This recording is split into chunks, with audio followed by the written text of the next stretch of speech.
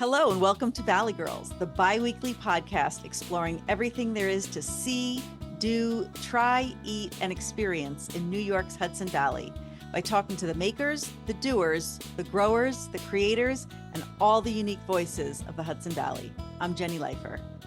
And I'm Jennifer Santiago, and together as the Valley Girls, we're telling the Hudson Valley story one episode at a time. We're so happy you're here. Well, this is very exciting, groundbreaking even, episode because it is our first time recording on location. I am at the Thomas Cole National Historic Site in Catskill, and the only reason I'm able to do this is because I am joined by our guest host, Brett Barry. Brett is the host and producer of the award-winning podcast CatsCast, the instructor of the popular podcasting class at SUNY New Paltz, and the 2024 recipient of the Catskill Center's Alf Evers Award in recognition of his significant and lasting impact on the Catskills community. He's someone we really look up to as we learn about podcasting, and most importantly for me, he's an audio engineer. So he is showing me the ropes on getting away from our computers and recording in the community. Brett, thank you so much for doing this. What an intro. Thank you so much for having me. Absolutely. And we also have Olivia Sipple here, who's our production intern for the semester, and she's at the controls. And so I think this show is going to sound great. Thank you so much for being here, Olivia. This is awesome. What a treat. And our guest today is someone, Brett, who you have worked with in the past. So why don't you introduce us to Betsy? Yeah, so my pleasure. Betsy Jacks has been the executive director of the Thomas Cole National Historic Site since 2003, during which time she's increased visitorship and, among other projects, oversaw a $1.6 million capital campaign to reconstruct Thomas Cole's new studio, a historic building previously lost to history. On the inaugural episode of CatsCast, in fact, January 7th, 2020, Betsy was featured as part of an audio driving tour we produced for the Mountain Cloves Scenic Byway, which stretches from Palinville to Hunter, but we squeezed Catskill in there to make sure that this museum was a part of it. So it's great to be back. Great. Thank you so much for having me. A pleasure. Yeah, we're so thrilled to have you. This is such an incredible place, and what a great first location for us as the Valley Girls to be on site.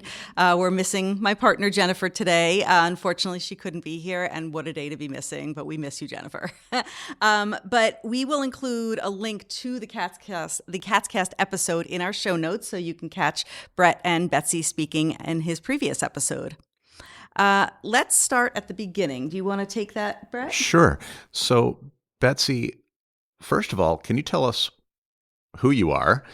I know that I gave an introduction, but if you wanted to tell a little bit more how you're involved with this museum, what you do here on a day-to-day, and the room that we're in right now seems pretty special, but I don't know much about it, so maybe we can start there. Sure. So I'm Betsy Jacks, and I'm the executive director of this wonderful organization, the Thomas Cole National Historic Site.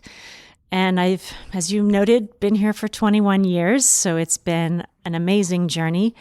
And my day-to-day is different every day, lucky for me. So today, which is one of the most spectacular fall days I've ever seen, I've been meeting with groups and donors and podcast people. So, but yeah, it's just been a wonderful, wonderful place to work. And we were going to record outside, but it's pretty windy today. I think this unusual warm fall weather might have something to do with that. But I think we found even a better location. So we're in this historic building. What is the significance of this building? And, what have you done with it to keep it intact or true to its historic roots? It contains a lot of stories, this building. When I first came here, 2003, in December, it was a complete and utter wreck. The floor was just you couldn't walk across the middle of it. It was full of holes, and hanging from everywhere were bits of rafters and cobwebs, and it was completely dark and dank. And then in the far corner there, on the other side of the building was a unfortunate installation of a 1980s kitchen with lime green appliances, drop ceiling. I mean, it was really a horrible sight. And the National Park Service at the time called this the most important restoration happening in the country today. And because this very building was where Thomas Cole painted some of his best known work. And he and we called it the old studio because across the lawn is the beautiful new studio that, as you mentioned in the introduction, was reconstructed. So through that door to my left, you can see Thomas Cole's easels, beautiful big easels. It looks like he made them himself. And just try to picture on those easels those canvases that now made him famous, such as his series, The Voyage of Life, which is now at the National Gallery of Art. It was just made right here in this humble building, which is a barn. And Thomas Cole called it his temporary painting room because he thought, I'll just paint in here for a short while. But he ended up being in this studio for about 7 years, so produced many of his best known works. What were the buildings on this property when he owned it? There was even more buildings than there are now. The property was about 100 acres at that time, and now we have about 7 acres. The village of Catskill has grown up all around us, so now we're part of this village community, which we also love. And so there's the yellow brick main house, which is a big, beautiful federal-era house, and that was his home, and he married into that home, so it was also his wife and in-laws' home. Then there was this building, the barn, that was built in 1839 that became his studio for a while. There was the new studio across the lawn, which is the one that he designed and built as a proper fancy studio for someone of his accomplishment. And then possibly the most favorite building of all is the Privy, which is a fancy name for the outhouse. Oh, that's so funny. That's so great. So if we could back up 1 minute, let's talk about Thomas Cole himself. Who was Thomas Cole? We now know he was a famous painter and lived in this gorgeous site. Who was Thomas Cole? He was a landscape painter, first and foremost, and the most accomplished, famous landscape painter of his time, which was the first half of the 19th century in this country. And so his paintings, when people say, well, what was so new and innovative? He founded this movement we now call the Hudson River School, although he didn't know that term at the time. That was coined later. But what is different about it? So, of course, people have been painting landscapes for as long as there's been paint and land. But what he did that's different is that he, instead of doing a sort of calm little portrait of a manor house or a little happy scene of village life or something, he painted these broken trees and dramatic cliffs and rushing water and storms coming in from the right. It was really dramatic. And he brought in this kind of heightened poetry about how he felt about the land he saw around here and the beauty he saw in this country. And he felt really awed by it. And that's what is different, is that he was celebrating this very different landscape that he found in this country versus where he came from, because he was actually British. Oh, so very innovative, obviously, very inspirational to a lot of people. And who are some of the artists associated with the Hudson River School? Well, there was a whole circle of people that came to follow his footsteps. And so some of the best known names are Frederick Church, who was his student. And actually in this very building, we think this is where Thomas Cole was teaching Frederick Church. So that's another claim to fame here. And he is associated with Olana, correct? Yes. So later, decades after studying with Thomas Cole, he came back to this area. He was originally from Connecticut, so he came back here to the Hudson Valley and built his castle on the hill right across the river from Thomas Cole's home. Absolutely beautiful. Yeah. Other names associated with it are Asher Durand was a really good buddy of Thomas Cole, and Albert Bierstadt is a name that a lot of people know. And then there are a lot of names that people may not know because they've been sort of left out of the history books, but they were quite well known and famous in their own time, such as Julie Hart Beers and Eliza Greatorex. And so we have all of these women, too, that, unbeknownst to people today who may know the Hudson River School, had their kind of own club, if you will, their own hiking groups and exhibitions. They hung actually in the main exhibitions with the men. So I'm getting a little off topic, but I love to spread the gospel that there were more names out there than people know. That is not off topic at all. I love that information. And also Yes. it's nice to hear this, because one thing that I'm always fascinated with is like how this influence endures, right? So we know Frederick Church was influenced by Thomas Cole by learning here on site, and then ended up coming back to the area, like you said, and Olana is just a beautiful site. Were there any others where you see the influence enduring beyond just their time here at the school? The artists, all the ones that I've named, just about trace their influence from Thomas Cole, because he was so far ahead of them. He was decades ahead. When he was doing these landscapes, there wasn't really a market for it.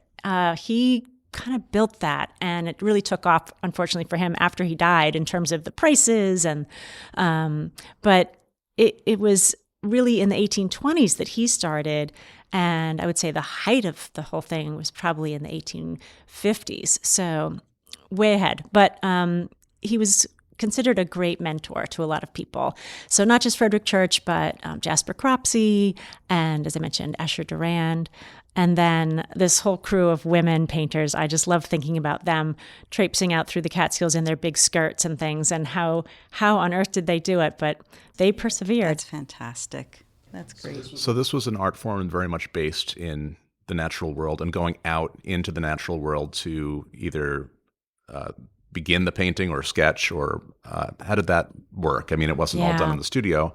I think it probably had its beginnings out on the trail. Absolutely. And they were really intrepid hikers. I mean, it's we in comparison today, we have it so easy. But so Thomas Cole would take off from here in Catskill, which, despite its name, is not in the Catskills. It's in the Hudson Valley, right near the river. And he would walk 10 miles to the base of the Catskill Mountains and then start up. And he would just do this all the time. This was sort of his regular routine. And would spend the night in the Catskills so that he could get the sunrise, just not at a fancy hotel, just in the woods, or perhaps at a boarding house. There was a fancy hotel up there, but he often bemoaned the fact that he couldn't afford to stay there all the time. But it was, I don't know if you have heard of it, the Catskill Mountain House. Course, it's yes. a wonderful big hotel up there.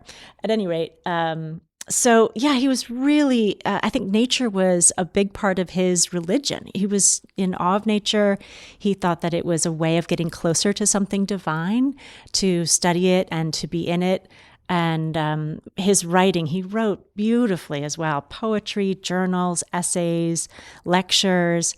And he wrote about how nature is a healing force and how he feels absolutely struck dumb by this sublime nature. He was euphoric when he was outside. And right here in the Hudson Valley. Yeah. Yeah, wow. And so for people who come to the site, house tours are available, yes? Yes, and we find that a lot of people prefer to go on their own through the site. And so we offer both ways. You can just go, take our guidebook and go at your own pace and explore, or you can sign up for a guided tour if you want one of our educators or docents to take you around. And then also, I find out from people that they don't realize this isn't just a historic house. They think maybe that the house is all there is. It's a whole campus. So another building right across the lawn is a museum. And so we have changing exhibitions in there of art. So that's different every year. You come in and you'll see a beautiful new exhibition in there, either of 19th century landscape painting or contemporary art, or a combination of the two. And what is the show that is there right now? Well, right now we have an amazing exhibition that actually spans both that museum building and in the main house as well, and on the grounds. There is a contemporary artist named Alan Michelson, and he is of Native American ancestry. And he has taken, this is an extraordinary project, he's taken a log cabin that was in one of Thomas Cole's paintings and recreated it, sort of the size of an architectural model, if you will, like a doll size or what have you, to call our attention to the really poignant meaning behind log cabin for Americans. I mean, the log cabin appears in so many parts of American culture, from Lincoln Logs to Little House on the Prairie, and of course to this Thomas Cole painting, which is exactly why he put it in there. He wanted his paintings to tell stories and to really bring out important things. He didn't want his paintings to be, well, like he said, I don't want to be a mere leaf painter. He wanted his paintings to really change our way of seeing the world. So, so the cabin was really important. So this artist that we now have on view, Alan Michelson, reproduced that cabin as well as others from various parts of our culture. He found a log cabin at Disney World in Japan. He found Thoreau's cabin, all these different cabins, and put them together on a table. But he made them out of the broken treaties that we made with Native Americans. Wow. And so you get this kind of poignant, really impactful, powerful. Yes, very powerful view of like, well, what did the cabin mean on this land to Native Americans? It meant something different than it did to the settlers. So we often try to bring in artists who just make kind of a new perspective on a Thomas Cole painting. So the way we see Thomas Cole's painting Home in the Woods might be like, oh, what a cozy scene. This man and woman are in their little home in the woods beside a lake. But to the indigenous people that used to live there, it means something different. It's fascinating that you talk about that, and specifically this artist that you now have in the exhibition having the Native American background, because that's what I was thinking of when you were describing Thomas Cole's, the way that he feels with nature, the way that he feels that he is healed by nature, how it inspires his work, his connection to nature. And it reminds me very much of the indigenous people and how much more that they, were connected to the land than the settlers were. So that's really beautiful to now have somebody interpreting Thomas Cole's work in that way. It's true. It really is pretty magical. And so if somebody were to come to the grounds, as we said, the house tours are available. The grounds are always free to visit. Yes. And what would be your tips for a first-time visitor to the site? Well, the first thing you'd want to do is to go to our beautiful new visitor center. We just opened this building called the Cole Center, where you can sit on this huge outdoor patio if it's nice weather, or inside this giant windows where the sun pours in, and get a cup of coffee and read a book and relax and enjoy the beautiful view of the campus and the Catskills. So that is a definitely important first stop. And then in there, one of our great staff will smile and welcome you and give you information about what you can see today here, because there are 3, or if you count the Privy, 4 other buildings that you can see. And there's a beautiful brick residence. There is a jewel box museum with the changing exhibitions. There's the old studio where you can see Thomas Cole's easels. So I would recommend that people allocate at least an hour. People come here thinking it's 45 minutes and then they stay 2 hours, because it's so beautiful and there's so much to see. And we've layered in so much more than just Thomas Cole. You can also read about his sister, who was an artist. People don't realize that she also painted landscapes, as well as all the people that worked here and all the different things they did. We have a kitchen garden, flower gardens, paths through the woods, views of the Catskills, lots of photo ops, I would say. So people tend to spend a little more time than they anticipated. I can understand why. It's absolutely breathtaking, just breathtaking. The art that came out of the Hudson River School, you said it wasn't called the Hudson River School till later. Did the adherents to that style call it something else, or was it landscape painting in the style of Thomas Cole, or what was it that people were gravitating toward? Yes, they did. They just thought of it as landscape painting. And for a while, it was kind of considered the New York school or the New York style because it originated here before the New York school became what people think of in the 20th century as Jackson Pollock and the abstract expressionists. But this was sort of the first New York school. But the term Hudson River School was coined as a derogatory term, which actually happens a lot, it seems, with art movements. Like the term impressionist was also a derogatory term, like, oh, they're just making an impression of the scene.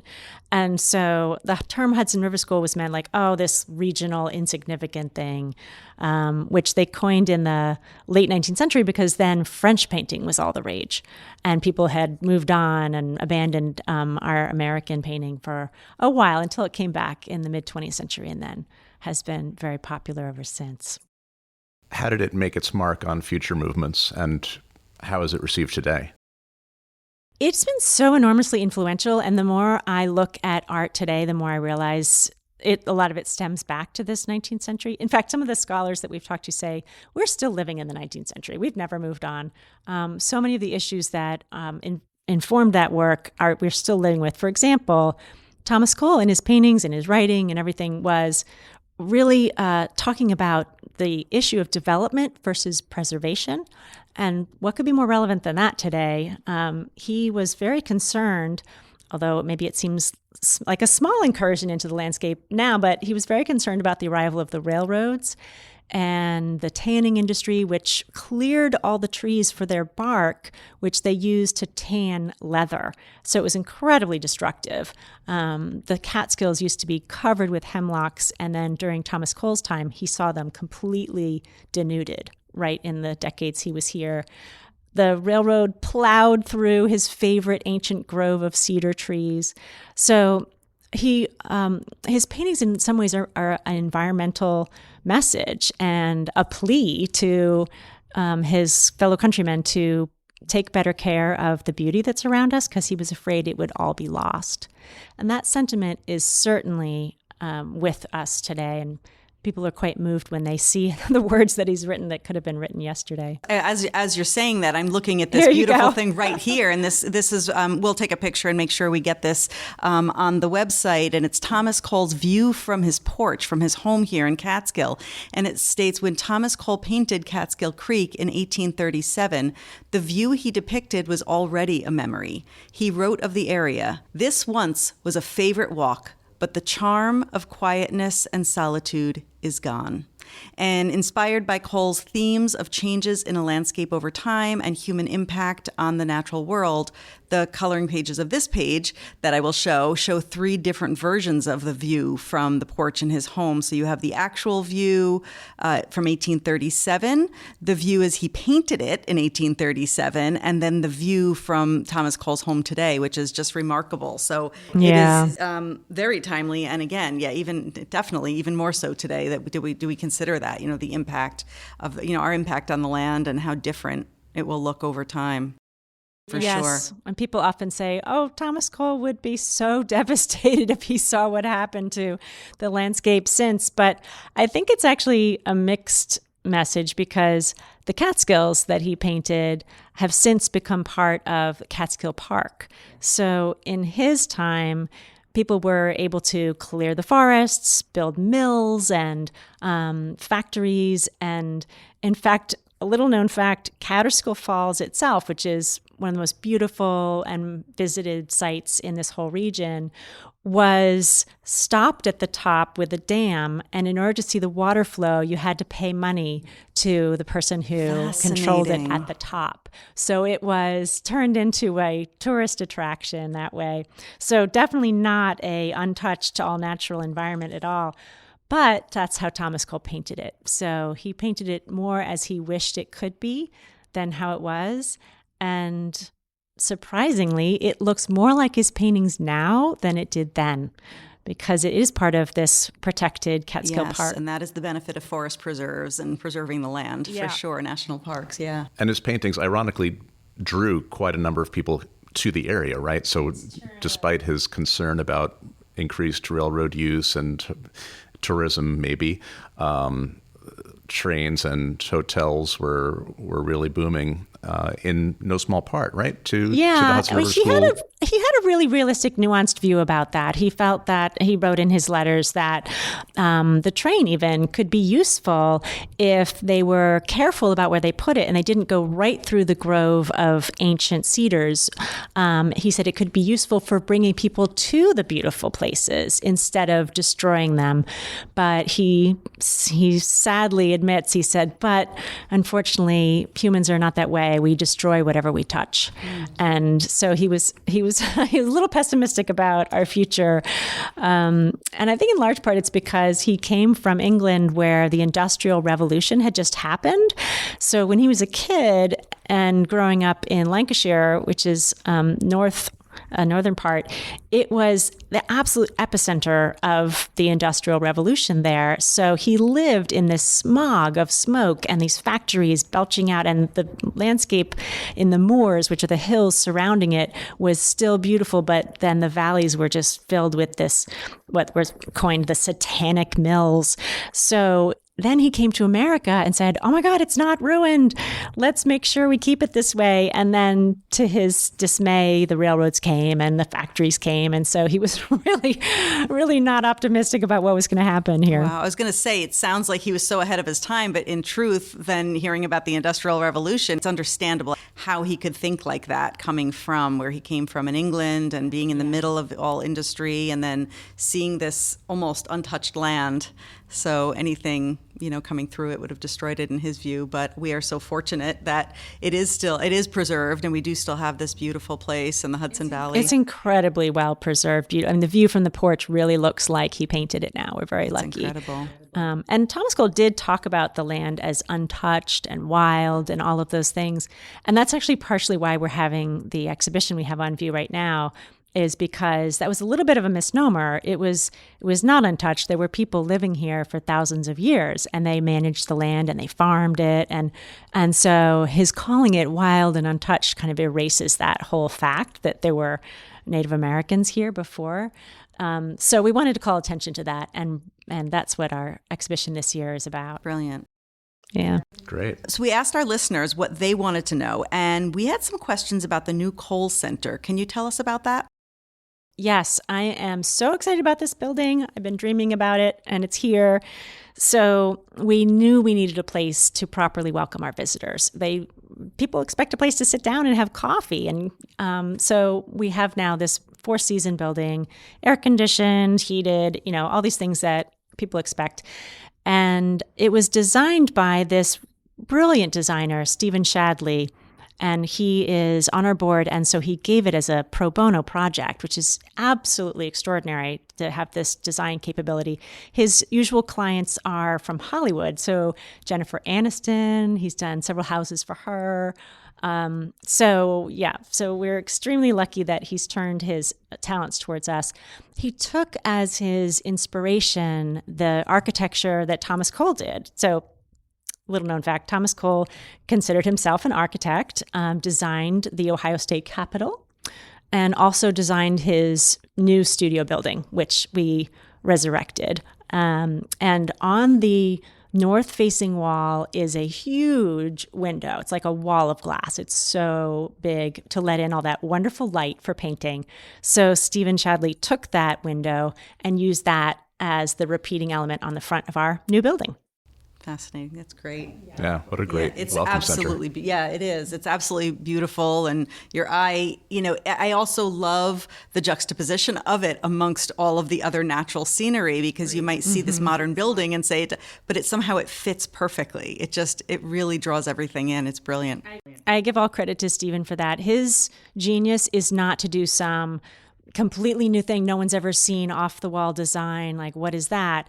His genius is doing the exact perfect thing for the occasion. He knows how to do it where it looks like it couldn't be any other way. That's how he does things. I just think that is genius. Yeah, it stands out on its own without overshadowing the beauty of the original buildings on the property. It fits in. It is certainly in the 19th century vernacular in a way. It has the clapboards, it has the multi-pane windows, but it's not a building from the 19th century, so you don't get confused. Like, what did Thomas Cole use that for? Right. Yes, that we're his futuristic renderings. Yeah, although he did A little those. something he was dabbling with. Yeah, he imagined these villas all along the Hudson River. This is Thomas Cole talking about, and he had these villas that were they looked like they're out of Venice or something. He thought the future of the Hudson River would be filled with these fantastical villas. Quite an interesting little doodle. I'll have to give you that picture. Yes, please. That would be wonderful. We'll definitely post that. Great. So, Betsy, you've been the executive director for more than 2 decades. Obviously, you're doing something right, and obviously you like this place and continue to draw inspiration from it. What's next? What does the future hold for this property? I think that what's exciting now that we have the infrastructure in place and we have the visitor center, we have all these buildings restored and open, and the room we're sitting in right now used to be our gift shop, actually. And so now this is available for education programs. So I think what historic sites do better than, or can do better than museums or white box galleries, is that we can show the context, and we can show, instead of a painting just isolated on a white wall, we can show how that was made and why it was made and who helped make that painting. So the historic site here is like a microcosm of this country in a way, because we had people of all kinds of backgrounds here. The house itself was funded by the owner, which is Thomas Cole's wife's uncle. He had a trading business internationally and slaves down in Demerara. So like so many houses, so many big, beautiful homes, the funding, if you dig back deep enough through the decades, it comes from the slave trade. So we can bring in that underpinning of so much of American history. We had immigrants here from Ireland who worked in the house. We had people who worked on the grounds. Thomas Cole had a whole big family that we can talk about. He had sisters who painted, and ask ourselves, how come we don't know about this sister of Thomas Cole? They were peers. They were both painting, but Thomas Cole got the training and Thomas Cole got the chance to go abroad. And so it just brings out all the stories that tell how our country was made. That's incredible. And I know earlier you were talking about his writings and how incredible, even we think about his paintings when we think of Thomas Cole, but his writings as well. And right here in the building that we're in, there's a wonderful touch table where you can pick up and read his letters, sketches, journals, and favorite books, and actually touch the paper that he had been using, which is it's great. It's very, like you were saying, to be able to not just see it and see a painting on a wall, but experience it, and throw back in time. We love giving people the original document or the original words and letting them figure out what it means, So in the main house, when you go into the parlors there, we have this thing called the Parlors Project, which when you first enter, it might look like they're just paintings on the wall, but then they start to move and you realize they're actually projected into frames on the wall. And we used only Thomas Cole's words we used an actor's voice to tell Thomas Cole's passions and ambitions in his own words. So I don't know about you, but when I go to a historic house, I'm always a little disappointed that the famous person isn't there. That's what I really wanted. I wanted to meet, Lincoln. Yes. And so since we cannot have Thomas Cole come back from the dead or any of his family members, we can bring out their words. He wrote so much. So we bring out all these conversations that happened. I would love to have been a fly on the wall in the West Parlor where he's negotiating with his patrons and they're criticizing his work and he's defending it. And so those are the conversations that we bring out in these little silent videos all around the parlor that appear from a motion detector. So there's kind of like a magic in the main house that people might not expect from a historic house museum. That's great. Yeah, can't wait to poke around again. It's been a few years since I've done that. And yeah. So much has changed in that short amount of time. Yeah, we are a place of change. I think I get bored easily, and so we're always bringing in new stories, new layers, new exhibits. One of the things people don't expect to see here is we have a very robust contemporary art program. And so our curator, who I call the artist whisperer, she really gets artists to get excited and imagine projects here. And she believes in bringing out their ideas rather than her imposing her ideas. So every time you come, you'll see a different contemporary art installation here as well. Yeah. It's and for anyone listening who might be too far away or unable to plan a visit, you can go to explorethomascole.org, correct? Yes. Explorethomascole.org is a fantastic resource. You can scroll through a virtual gallery of Thomas Cole's paintings. You can zoom in on details, learn about the history of each work, and decode the hidden meanings. Explore the artist's creative process, compare with paintings by his contemporaries, and read those relevant passages that we were just discussing from Cole's essays, poems, and letters. So if Betsy still has a little bit of time, we would love to take a little walk. So after the break, we will hear more about the property in more detail and hopefully dig into some of these hidden meanings that the website alludes to. But before we go on our tour, I came across some of the work of Emily Cole. And I'd love for you to tell us just a little bit more of her story. I'm so glad you asked. Actually, it's Thomas Cole's daughter. Yeah, his sister Sarah was a painter, and his daughter Emily was also a painter.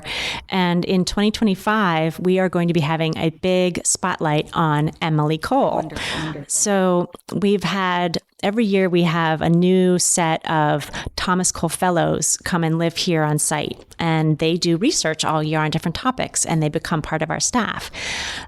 So they've done a lot of research on Emily, and our associate curator Amanda has done a lot of research on Emily.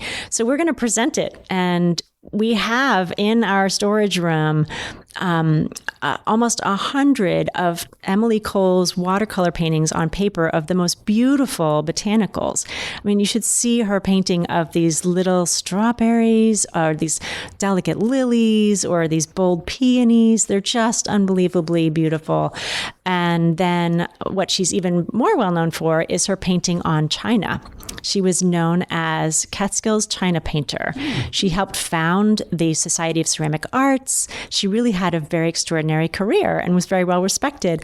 And there's been nothing, not a peep about her in our lifetime. So we'd like to correct this, and we're going to put on an exhibition of her work and then pair that with contemporary artists who are working in ceramics and botanicals today, which is a very exciting area to explore. Contemporary artists are really delving into those arts that were considered women's work and therefore dismissed as insignificant. So they're reclaiming it and empowering those arts in our time. So exciting. I cannot wait for that. I'll definitely be back to see that for sure. Hey, it's Jennifer here. Have you heard of FOMO, the fear of missing out? That's what I'm feeling right now listening to Jenny, Brett, and Betsy. The bad news is that it's about to get worse, because coming up, they take a walking tour to explore the art and the buildings up close. But the good news is that Jenny took tons of beautiful pictures, and she made you a video that we'll put up on YouTube so you can experience the Thomas Cole National Historic Site vicariously. At least for now, until you can get there for an in-person visit. And we've put up a blog post on valleygirlspodcast.com with some extra behind-the-scenes shots. So check that out. And while you're on our website, be sure to sign up for our newsletter so you never miss a thing.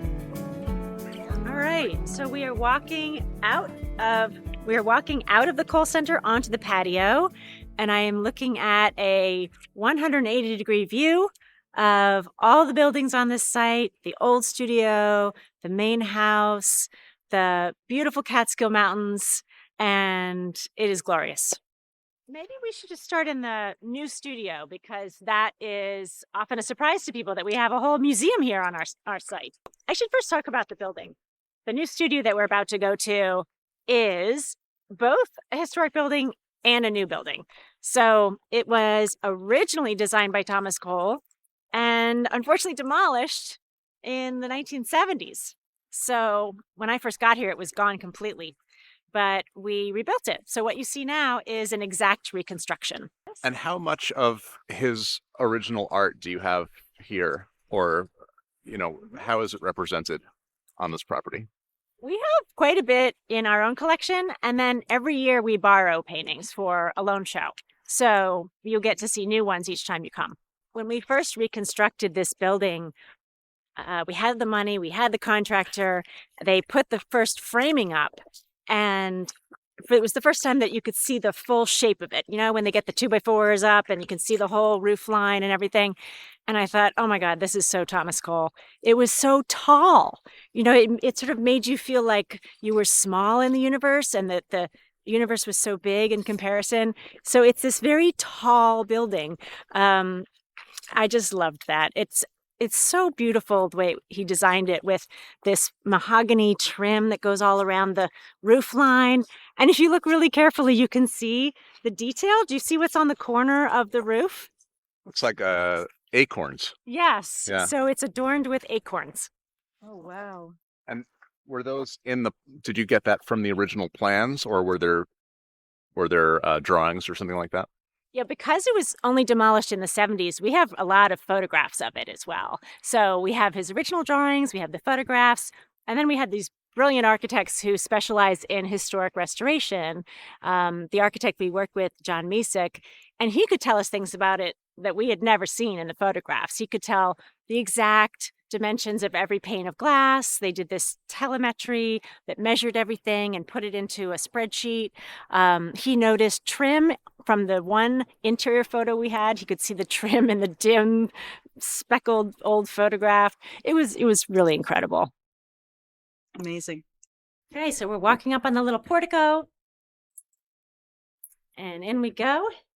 So people don't always expect to see this inside what looks like a building from the 19th century, but on the inside, we made it a perfect gallery for borrowing art. And when I say perfect, I mean we have to keep the temperature and humidity within a very small range. So the whole system that manages that is tucked up in there in a loft behind that wall to keep everything in here pristine for the artwork. So we were able to borrow art from anywhere now. So we have Thomas Cole paintings, Frederick Church paintings, and right now in here we also have works by indigenous artists. We have contemporary art by native artists, and as well as these very unusual things. You might say, what is that doing in here? This is a deer hide from the 1600s, which is one of the very first representations of land in our country. So this is a reproduction of the original, which is in England, and they're never giving it back. But imagine this as our first depiction, or the lasting depiction of America. This is the leader of the whole area, and each circle represents one of the communities over which he is the sovereign leader. So it's a landscape in many ways. It's a great building. And so the dimensions of this building are the same as they would have been in his time. He designed this, Yes. not with climate control in mind, but and the interior would have been one floor like this, tall. Yes, we tried to make it exactly as it would have. We have a count from Jasper Cropsey, another artist of the time, when he visited shortly after Thomas Cole died. And it's this very moving letter because Cropsey was a big Thomas Cole fan and friend, and he was really sad at the passing of this great painter and friend. Thomas Cole was only 47 when he died, and so it was a big shock. So Jasper Cropsey came in here and said, it's as if he's just walked out. It's almost as if he's going to walk back in. Everything is where he last left it. And then he goes on to describe the whole thing. So lucky for us, he was writing home to his wife about how this whole beautiful space looked. So we used that. For example, he said there was a entryway before you go into the main room. So we knew that that was part of it. In some of the surviving photographs, we can see that there was a loft. So we've recreated the loft space up there. And the ceiling height and everything is determined by the size of this building. It's a very high ceiling. And you can see this huge north light window that we close the shutters on the bottom sometimes for exhibitions when we don't want too much natural light to hurt the artwork. But in his time when he's painting in here, that would let in so much good light for painting. And in the midst of some more modern art, right here on the south wall, I guess, is a pretty substantial painting by Thomas Cole himself. Which brings me back to a question from before. How would he have approached something like this? There's no photo reference. That's a huge canvas to trek into the wilderness. Yes, good point by you. He would not have trekked that. That canvas is about 4 by 5 feet. So no, he's not carrying that on his back. His practice was to go into the most farthest reaches of the landscape where he could go, where he could find the wildest scenery, as he called it, with cliffs and waterfalls and something that looked like humans hadn't developed a farm there or something, right? And he would do lots of sketches. His favorite was pencil sketches. And then next to the little pencil outlines, he would write down the color and the shape and other little notes that you can't really communicate with a quick pencil sketch. Sometimes he also did what are called an oil sketch. So one of our treasured objects is that we have his paint box that he could take on hikes with him, and you open up the lid, and he could fit a little wooden canvas, or like a little wooden panel in the lid, and he could then paint a quick sketch in oil paint on the spot. So that way he could capture a little bit more of the color and what have you. And then all of that he brought back to this building, the studio, arranged it all, and he would then create a composition. So he might have a tree from one sketch and a mountain from New Hampshire, and so he would just put it all together to create the story that he wanted to tell. And you said earlier that he was not necessarily wealthy in his time. What was the market for his work when he was alive, and how did that market develop? Well, by the time he was at the height of his career in the 1840s, he was, I guess starting from about 1836 when The Course of Empire was produced. That was his big series, and it was a huge hit. He was very celebrated, and he was known as the best landscape painter of his time, and people sought his mentorship, and he was very well established. But I guess I would say that he had to create that market. It wasn't something that existed before him. So after he died at this very young age, that tradition of painting the American landscape was very popular for several more decades going on. It was an art movement that lasted about 50 years. And I think today about how long do trends last? Like a nanosecond, right? Like as soon as my teenagers teach me a word, it's out of use already. But this art movement dominated American culture for 50 years. Did he become more popular after he died? Or the Hudson River School became more popular? The Hudson River School did, yeah. And his paintings, there wasn't photography, certainly not color photography. They just barely got into black and white photography. But so the way that these paintings became known is through prints. So lucky for him, there was a really talented engraver whose last name is Smiley, and he did these engravings by scratching onto a metal plate the exact image that Thomas Cole had created in his paintings, and then you can make 1,000 prints of that and distribute it, and that's what they did. So his paintings then became extraordinarily famous and popular through these prints in the latter part of the 19th century. Because we designed this building to be a changing exhibition gallery, there wasn't really a place to put permanent images. So we scrounged around, where are we going to put the old black and white photos of what this building used to look like? And the only available wall space we could come up with was in the bathrooms. So if you want to see the photographs of what the building used to look like, just use one of the restrooms. Now I have to check it out. Yeah, so you want to head over to the main house then? Let's do that. Okay, let's do it.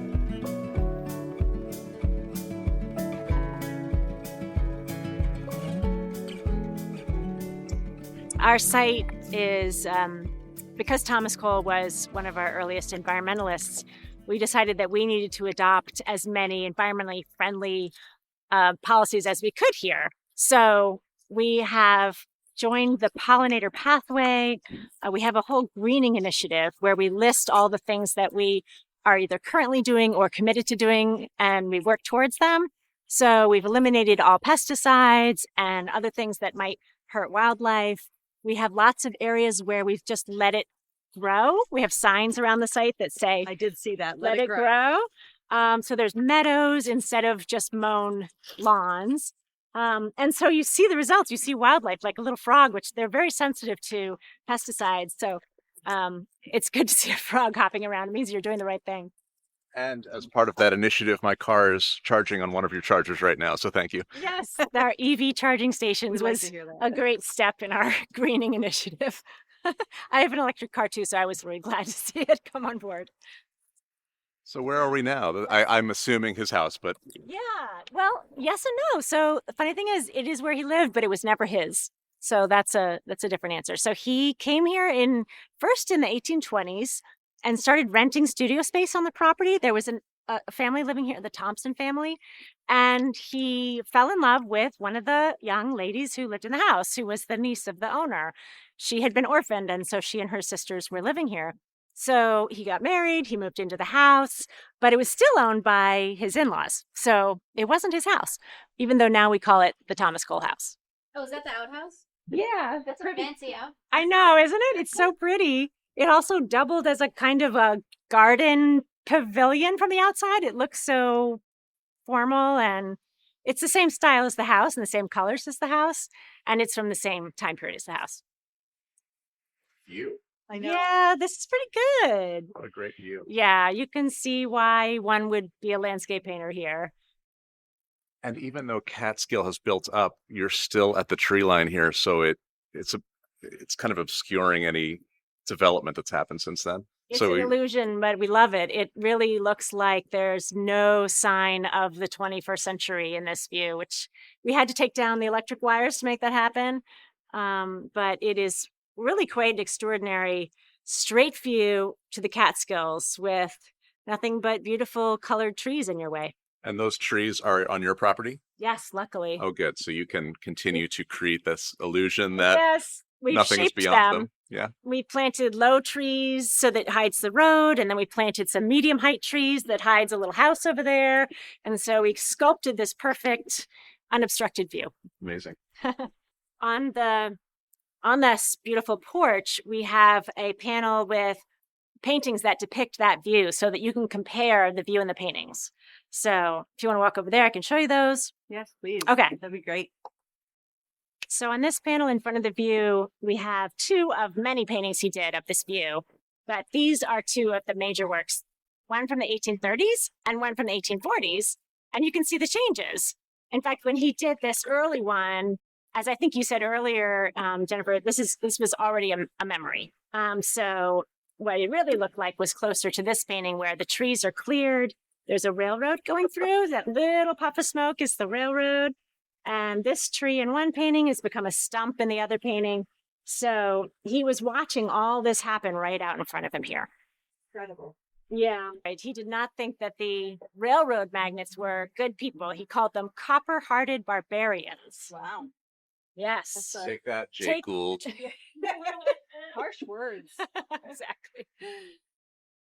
And he could kind of plan his hikes right from here, Yeah. at least directionally. Can kind of see where he's headed. Another thing you could have seen here that you can no longer see is the Catskill Mountain House Hotel was right on a little ledge on that. You can just see a ledge out there. And in some of his paintings, you can see a tiny white fleck of paint, which is that hotel. Wow. Yeah. And it was burned in the 1960s, so it's no longer there. Yeah. Yeah. And the pieces that are along the side here, are those are part of the new installation? Yeah, there are these mirrors that we've mounted all around the site, and there's one here on the porch. Yeah, I saw one around the front as well. Yes. Those are from the artist Alan Michelson, Right. whose work is on view here through December 1st.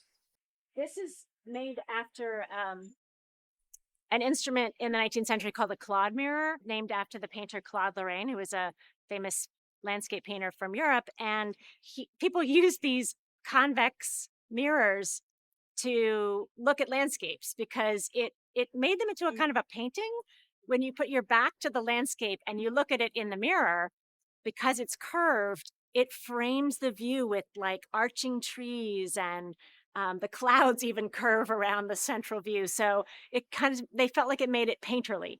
So it was a thing, a popular trend of using optics, but you're still using the natural landscape as well. I love that. yeah. Live selfie. Live selfie. So we're entering the main house. So let's see, we're going to go into the west parlor. And here we have something called hidden stories, where in 4 places around this room, there are pieces of paper on a table that will come to life and show a story that's brought out in the letters. So luckily, a lot of these conversations were recorded in letters, and so we have them to show to you. These are all reproductions of the paintings because the originals are in museums all over the world.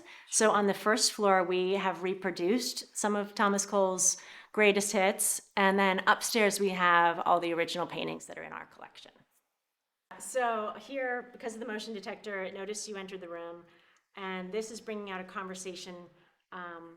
The whole room is kind of about the business of art.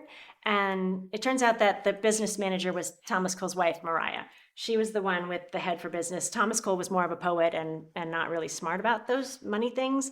So she, in the letters, is seen giving him advice on how to negotiate with his patrons who would, they wanted a painting, and so they would commission something, and then it didn't always go well if it didn't turn out the way they wanted it to go. And so she was trying to give him some advice about how to manage those things.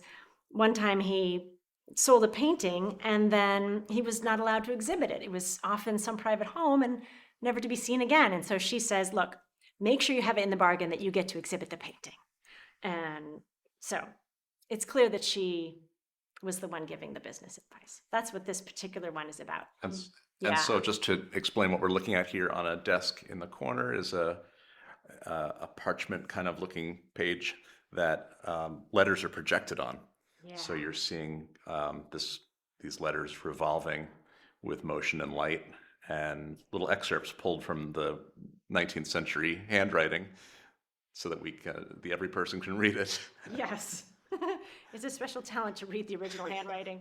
But it's a video that where the camera is, or the projector is hidden. So you don't see a lot of equipment, you just see a piece of paper. Very 19th century. It is hidden. I don't see. Oh, there it is. Yep. I'm not going to say where it is, but it is very well hidden. No pictures. Yes.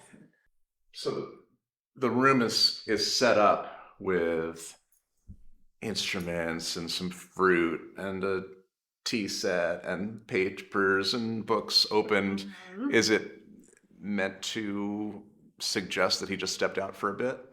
Yeah, actually, I'm glad you mentioned that. A lot of historic houses have a photograph of the room when the famous person lived there, and they try to just recreate that and make you feel like they've just stepped out.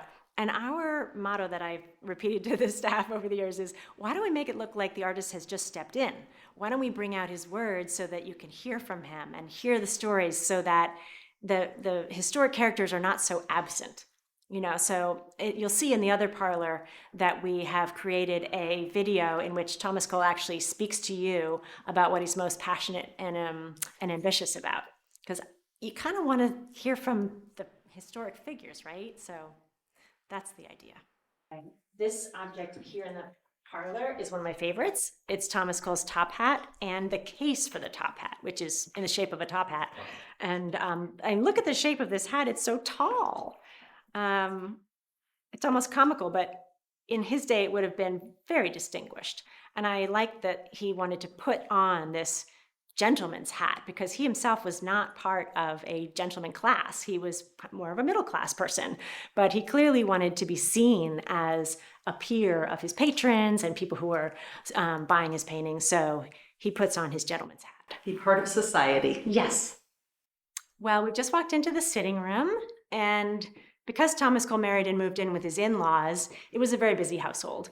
And so this was really his own private space for his own family. He and Mariah had 5 children, so they really needed a space of their own. So this was like their own suite of rooms here on the second floor. And so we filled it with all of these things that they would have been reading and working on. So on this table here, we brought out headlines of the day, which you might recognize as quite topical. It was the era of Andrew Jackson, and that era has many, many similarities to our own. For example, it was in the decades that led up to the Civil War. So there was a lot of strife and the country was pulling apart at the seams. So some of these headlines really read like they could have written today. In general, it's a lot more than an art museum. There's a lot going on here, and cultural and historic context that you're putting up on display. Yeah, it's a mix of things. It's an art museum, but it's also a historic site, and history was happening all around them. So I think it's a really exciting opportunity to bring that out. It's more than just a painting on the wall. It's the story behind it, and it's the story of how our country was made. People are really quite astounded that all of this was happening during Thomas Cole's lifetime. I could just read some of these headlines. For example, this one says, this is on the treatment of the Cherokee. Here is a nation publicly ordered off its own rightful territory, which it has possessed from time immemorial. And what was happening was the Trail of Tears, in which the President Andrew Jackson ordered off their land all of the people who had lived there for generations and generations, and many of them died on the journey west. So it was very controversial at the time.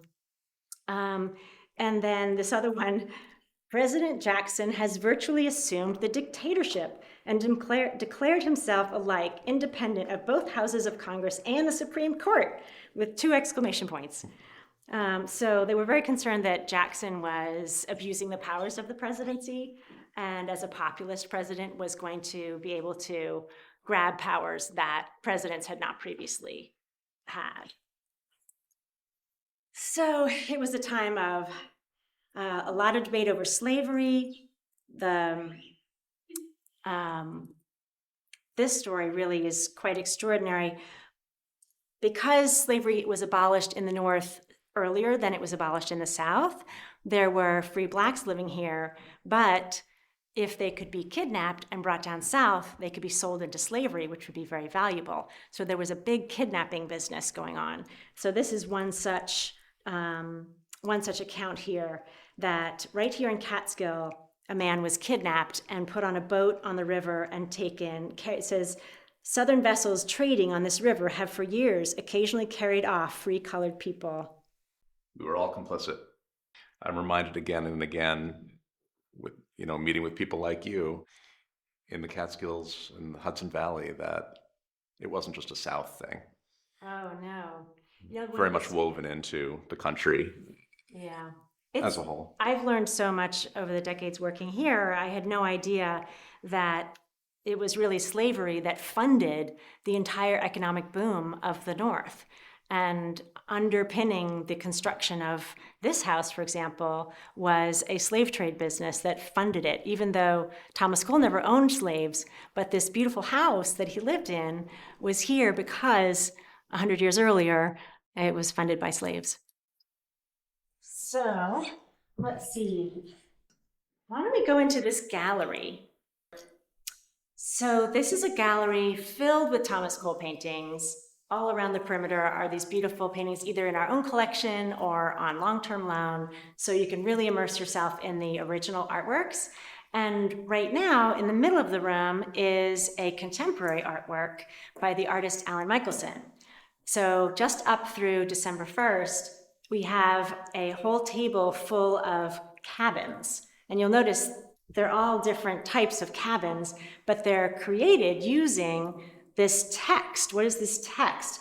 Well, this log cabin, for example, is made out of the historic copies of the historic treaties. They were all broken with the native people that lived here. So the cabin is a settler's anchor on the ground, and the treaties talk about how that land would always be preserved for the original people here. It's very powerful. Was this the family's collection, or was this collected after? This curio cabinet? This is Thomas Cole's own collection. And some of the labels on them are in his handwriting, so you can see where he picked up the object. Some people are a little bit, conflicted about the fact that he could pick up a mosaic from Pompeii and just bring it home, but back then it was just a ruin. There wasn't a gate where you buy a ticket and crowds, and so people could just pick up and walk away with anything they found. How did the museum find this? Was it reconstructed? We found it exactly like this. And so this house was just a private home until the 1970s. So people lived in it and they made bathrooms and they had clothes and it was a home. So these kinds of things like this box of rocks was preserved because the family felt it was special. And so there were things all over the place, in the attic, in the garage. One time we had a furnishings expert come here and looked in the garage and said, "Oh my gosh, these benches are the original from 1830s. These belong in the house." And we had no idea. They were just rush benches and they'd been mouse eaten and didn't look like anything to an average person. Great that the homeowners didn't just dispose of everything, though. We're very lucky that we have what we have.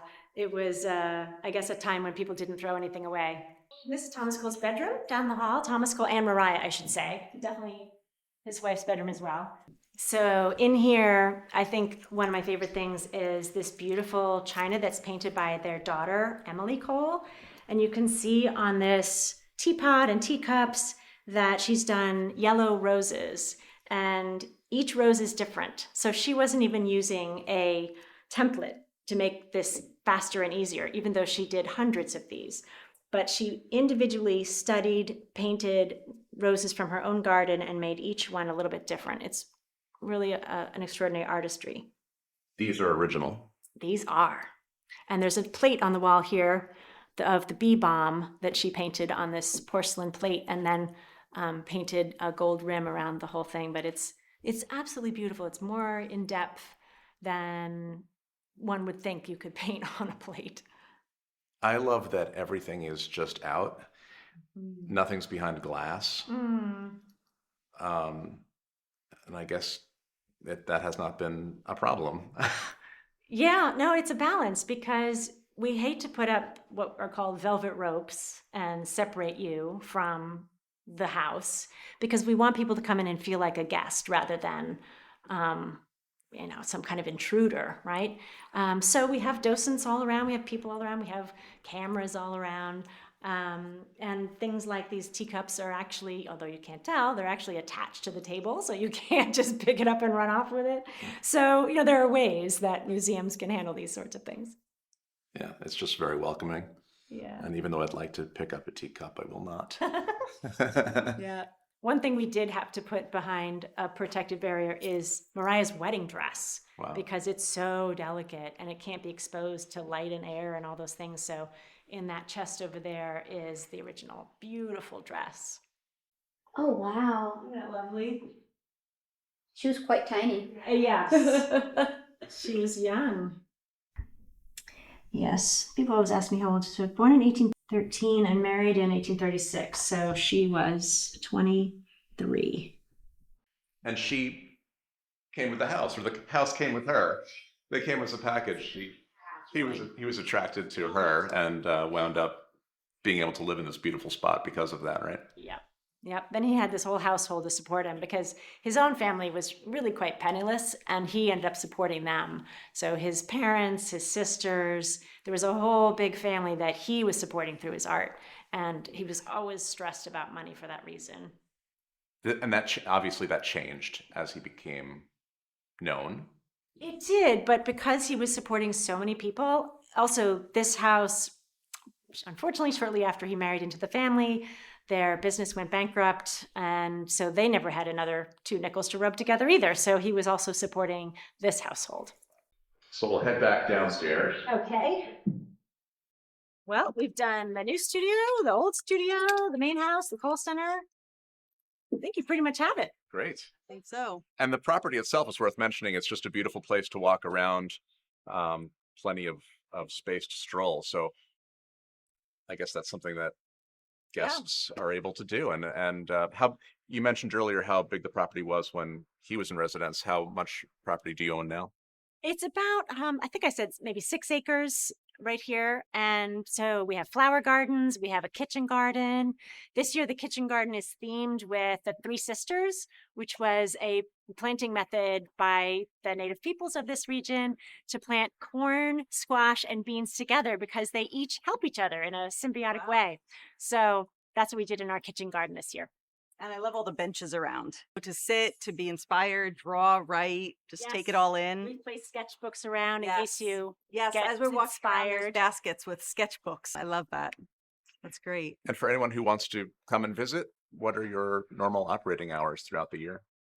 That's going to be hard to answer because it's different each season. Okay. That they can go to the website, correct? Yes. And find out? ThomasCole.org has all the updated information about our hours, and we are open year round, just different hours each season.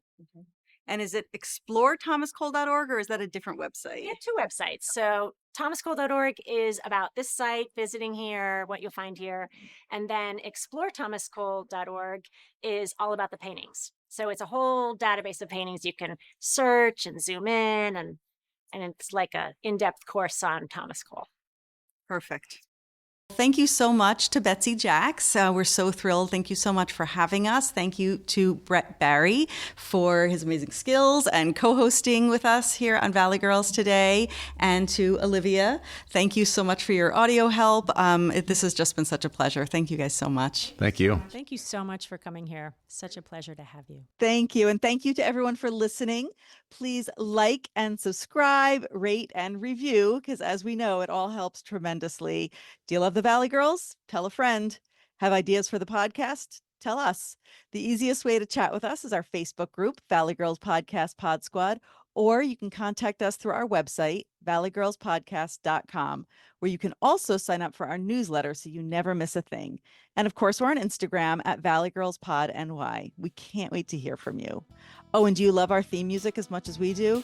The music for this episode is by Robert Burke Warren, entitled Painting a Vast Blue Sky, and can be found on his album Redheaded Friend, available on iTunes and Spotify, and at the link in the show notes. Bye for now.